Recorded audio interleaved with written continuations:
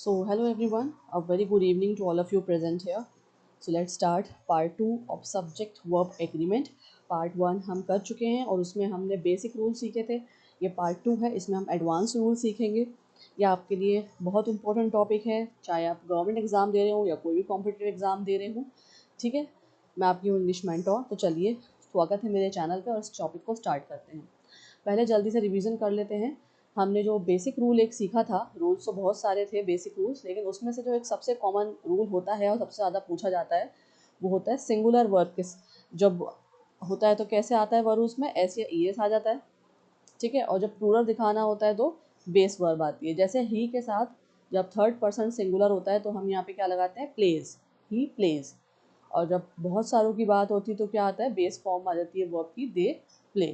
तो this is a very simple and basic rule. और भी बहुत सारे रूल्स थे जो आप पार्ट 1 में देख सकते हैं.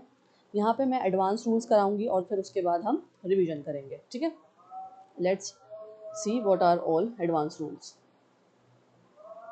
Just wait a minute.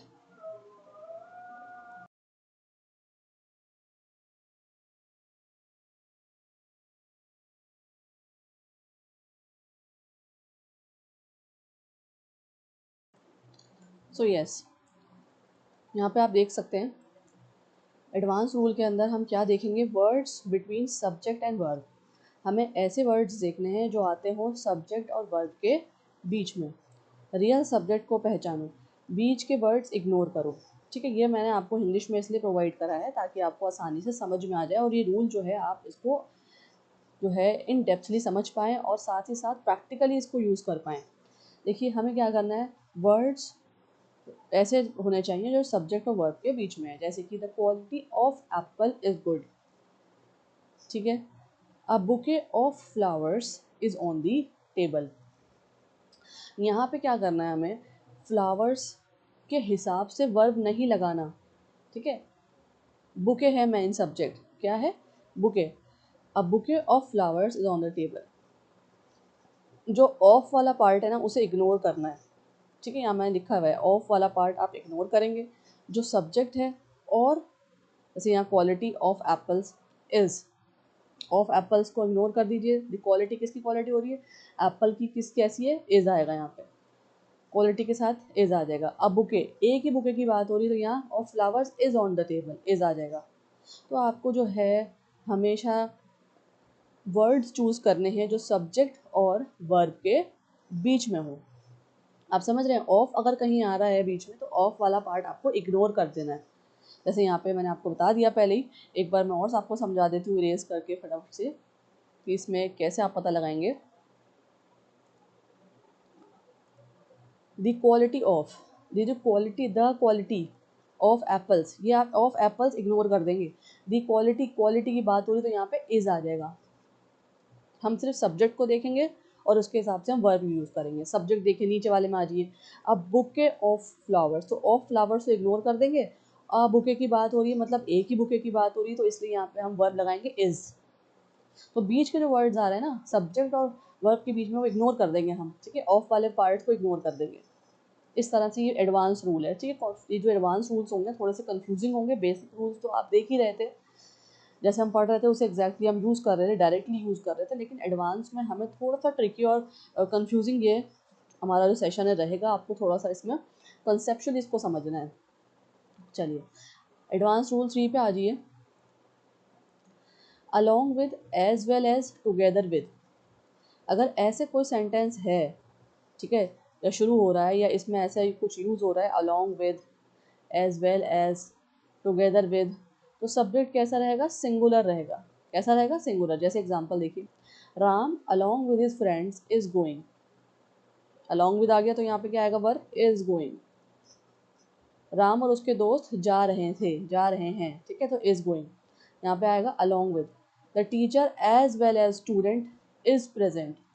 मैंने आपको बोला जहाँ पे भी एज वेल एज होगा, यहाँ पे अलॉन्ग विद होगा या टुगेदर विद होगा तो सिंगुलर हो जाएगा सब्जेक्ट. ठीक है, सब्जेक्ट जो है वो सिंगुलर रहेगा, इसलिए यहाँ पे इज आया है. चलिए, यहाँ पे आर रॉन्ग है और इज करेक्ट है. ठीक है, ये भी मैंने आपको बता दिया. तो इस तरह से आपको ये वाले जो वर्ड्स हैं जो मैं ऊपर यहाँ पे गिवन है, ये आपको याद रखने हैं. चलिए, फोर्थ एडवांस रूल पे आ जाइए. Not only but also. जब ऐसे वाले फ्रेजेस यूज हों सेंटेंस में या स्टार्टिंग में वर्ब नियरेस्ट सब्जेक्ट के अकॉर्डिंग, हम कैसे चूज करेंगे, वर्ब को कैसे लगाएंगे, नियरेस्ट सब्जेक्ट देखते हुए, पास का सब्जेक्ट को देखते हुए हम वर्ब को यूज करेंगे जब भी नॉट ओनली या बट ऑल्सो वाले फ्रेजेस वाले सेंटेंसेस या स्टेटमेंट्स हमारे सामने हो। जैसे कि एग्जांपल देखिए, नॉट ओनली राम, ये वाले ऐसे सेंटेंसेस बहुत आते हैं ना एग्जाम में, एरर डिटेक्शन में आते हैं, सेंटेंस इंप्रूवमेंट में आते हैं। चलिए, not only Ram but also his friends are coming, सिर्फ राम नहीं उसके फ्रेंड्स भी आ रहे हैं। तो यहाँ फ्रेंड्स नियरेस्ट सब्जेक्ट को देखिए तो आर आ गया, ठीक है। प्लूरल, बहुत सारे दोस्तों की बात होगी तो वर्ब भी प्लूरल हो गया। Not only his friends but also Ram is coming, सिर्फ उसके दोस्त नहीं राम भी आ रहा है। इज कमिंग, देखिए राम इज कमिंग, राम एक की बात हो रही ना सिर्फ राम की, तो यहाँ पे इज आ गया। तो इस तरह से आप नियरेस्ट सब्जेक्ट को देखते हुए और जिसमें नॉट ओनली है या बट ऑल्सो है, वहाँ पे आप क्या करेंगे, नियरेस्ट सब्जेक्ट को देखते हुए वर्ब का यूज़ करेंगे। चलिए एडवांस रूल 5 पे आ जाइए जल्दी से।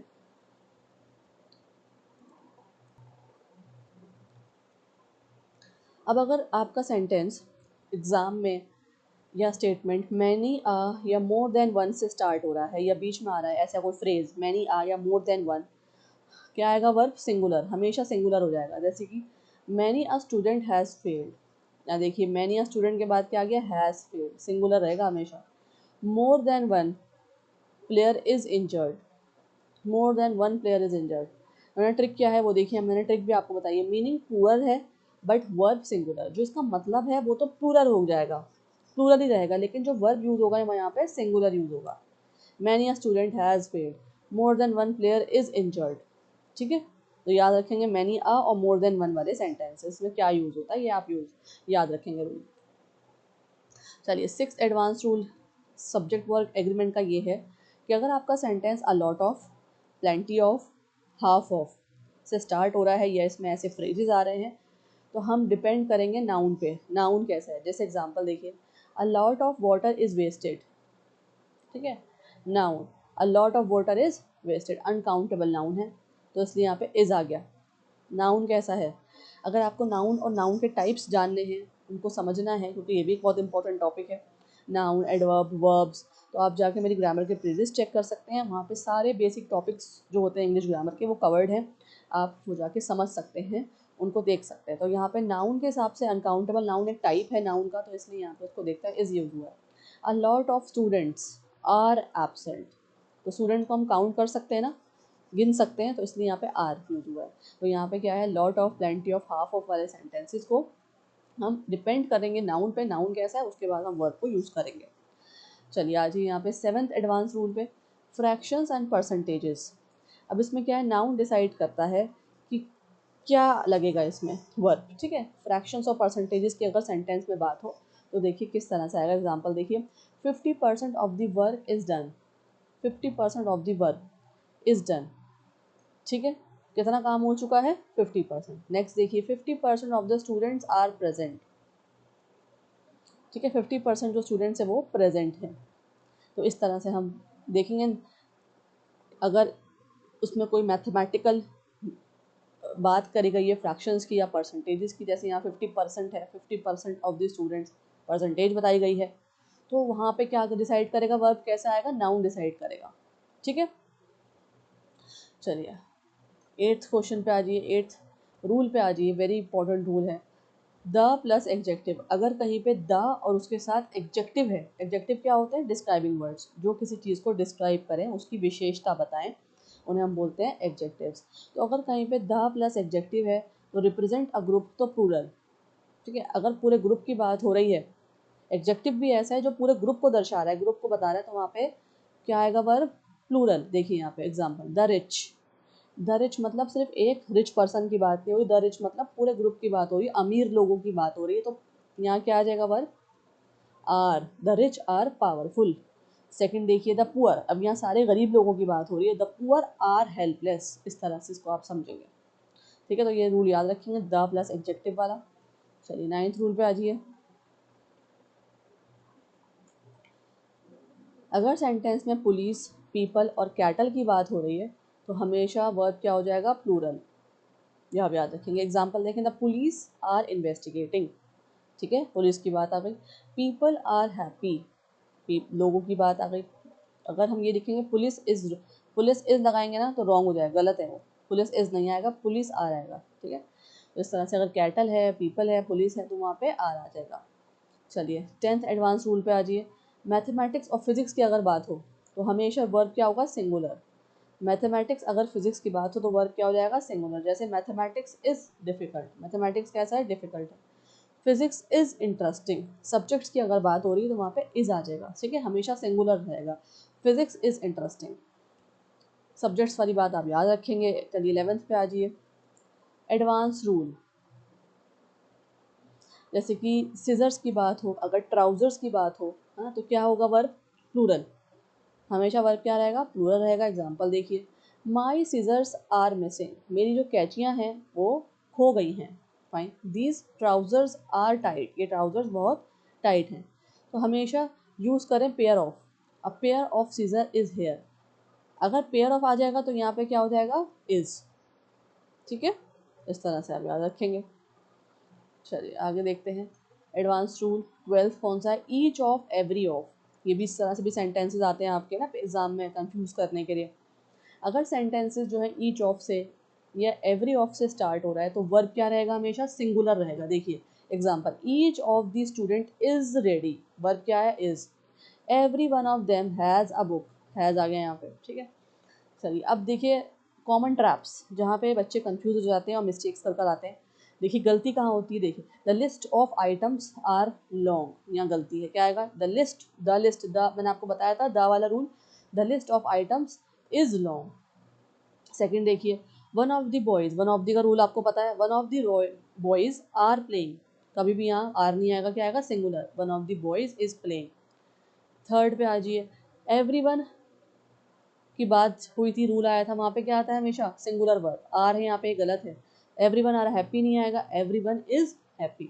These are the common traps जहाँ पे आप लोग कंफ्यूज हो जाते हैं और मार्क जो है गलत क्वेश्चन को कराते हैं, गलत ऑप्शन को कराते हैं, या फिलर जैसे भी आ सकता है आप लोगों का, 3-4 तरीके से आ सकता है। फिलर है, सेंटेंस इंप्रूवमेंट है, एरर डिटेक्शन है। तो ये सब्जेक्ट वर्ब एग्रीमेंट बहुत इंपॉर्टेंट टॉपिक है आप लोगों का। ठीक है, चलिए 15th पे आ जाइए, एक बार रिवीजन करते हैं। ठीक है, ताकि आपको ट्रिक्स जो है पता लग जाए। एंड अगर है सेंटेंस में तो वर्ब कैसा आएगा, प्लूरल। और आ रहा है तो हम क्या देखेंगे, नियरेस्ट सब्जेक्ट को देखते हुए वर्ब का यूज़ करेंगे, वर्ब को चेंज करेंगे। ईच है, ये एवरीवन है, तो क्या हो जाएगा, सिंगुलर। अगर ऑफ आ रहा है बीच में, ऑफ फ्रेज, तो उसको बीच वाले पार्ट को, हम ऑफ वाले फ्रेज को, ऑफ वाले वर्ड्स को, उसके साथ जुड़ा हुआ जो है वो उसको इग्नोर कर देंगे, सिर्फ मेन सब्जेक्ट देखेंगे और फिर उसके बाद वर्ब का यूज़ करेंगे। मैनी आ, अगर मैनी आ है, कोई स्टेटमेंट सेंटेंस शुरू हो रहा है तो वहाँ पे वर्ब कौन सा आएगा, सिंगुलर। अ नंबर ऑफ, ठीक है, अ नंबर ऑफ में किस तरह से आएगा verb, plural. The number of, अगर दी नंबर ऑफ है तो वर्ब सिंगुलर। ये यहाँ पे कॉमन ट्रिक्स हैं जो हमने अभी तक पढ़ा है, उसका एक छोटा सा रिवीजन है, थोड़ा छोटा सा जिस्ट है। इस तरह से आपको रूल्स को याद रखना है, ये एडवांस रूल्स है। और जो पार्ट 1 था उसमें वो क्या था, हमारे बेसिक रूल्स थे। उन दोनों को मिला के अब हम रिवीजन करेंगे।